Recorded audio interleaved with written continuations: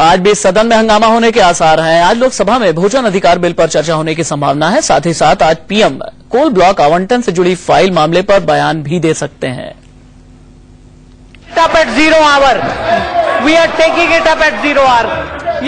Coal block आवंटन मामले की गायब फाइलों के मुद्दे पर संसद में जबरदस्त हंगामा हुआ। राज्यसभा और लोकसभा में विपक्ष की बस एक ही मांग थी कि पीएम इस पर सफाई दें। राज्यसभा में बीजेपी ने साफ कर दिया कि पीएम की सफाई से कम उसे कुछ मंजूर नहीं। आज सौभाग्य से प्रधानमंत्री जी सदन में हैं। इस विषय की जो अधूरी चर्चा थी उसको पूरा करवाया जाए और हमारी मांग ये है कि इस पे प्रधानमंत्री जी भी अपना स्पष्टीकरण सरकार की ओर से दें। विपक्ष के तीखे तेवर के बाद सरकार इस पर तैयार दिखी।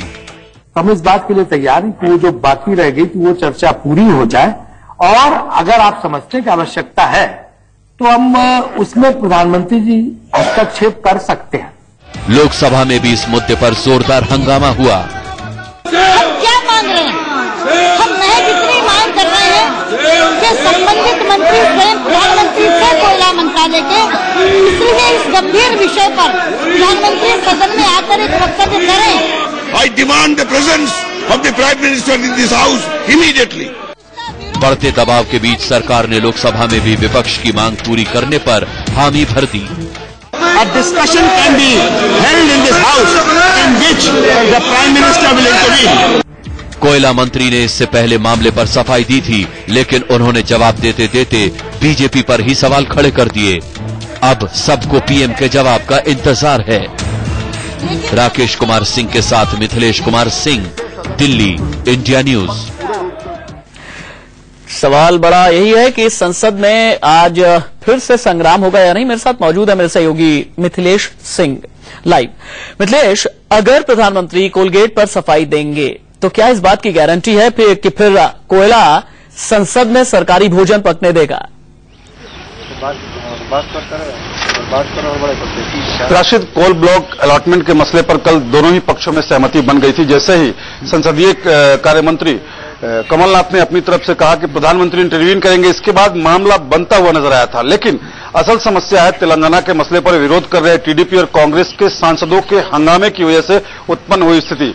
दरअसल संसदीय कार्य मंत्री कमलनाथ ने एक प्रस्ताव पारित कर दिया। जैसे ही बीजेपी और कांग्रेस के बीच मामला सुलझा, उसके बाद एक प्रस्ताव पेश किया जिसमें कहा गया कि एक दिन 11 सांसदों को निष्कासित किया जाता है।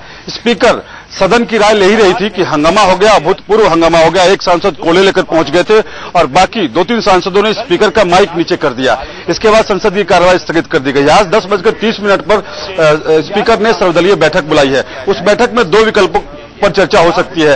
पहला कि क्या इन सभी सांसदों को निष्कासित कर दिया जाए जो हंगामा कर रहे हैं, और दूसरा, अगर इन सांसदों को बोलने का मौका दिया जाए तो क्या वे बाद में शांति बनाए रखेंगे, संसदीय कार्रवाई चल पाएगी। अगर ऐसा संभव हुआ तो पहले तेलंगाना के मसले पर बहस होगी और इसके बाद कोल ब्लॉक अलॉटमेंट के मसले पर बहस होगी।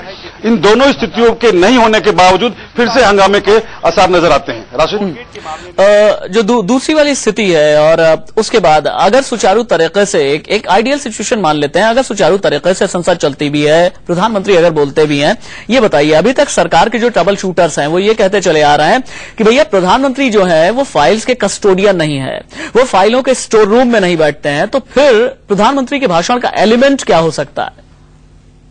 बहुत ज्यादा नहीं हुआ था। अब देखना यह है कि इस बैठक का असर। राशिद, कल आपने देखा होगा कि दम ठोककर कहते नजर आए थे कमलनाथ संसदीय कार्य मंत्री कि प्रधानमंत्री के वक्तव्य का कोई सवाल नहीं उठता। राजीव शुक्ला संसदीय कार्य राज्य मंत्री हैं, उन्होंने भी कहा था प्रधानमंत्री वक्तव्य नहीं देंगे। हालांकि बीच का रास्ता निकाला गया है, लेकिन सरकार अपने ही बनाए चक्रव्यूह में फंसती हुई नजर आ रही है। पहले तो साफ साफ इनकार किया गया प्रधानमंत्री इंटरवीन करेंगे, दखल के नाम पर प्रधानमंत्री का वक्तव्य होगा। लेकिन ये सारा कुछ डिपेंड करता है सर्वदलीय बैठक में अगर सहमति बन जाती है, चूंकि बीजेपी ने अपोज कर दिया, कहा है कि इस तरह से बहस की मांग करने वालों के खिलाफ कार्रवाई नहीं होनी चाहिए। बहुत शुक्रिया मिथिलेश इस तमाम जानकारी के लिए।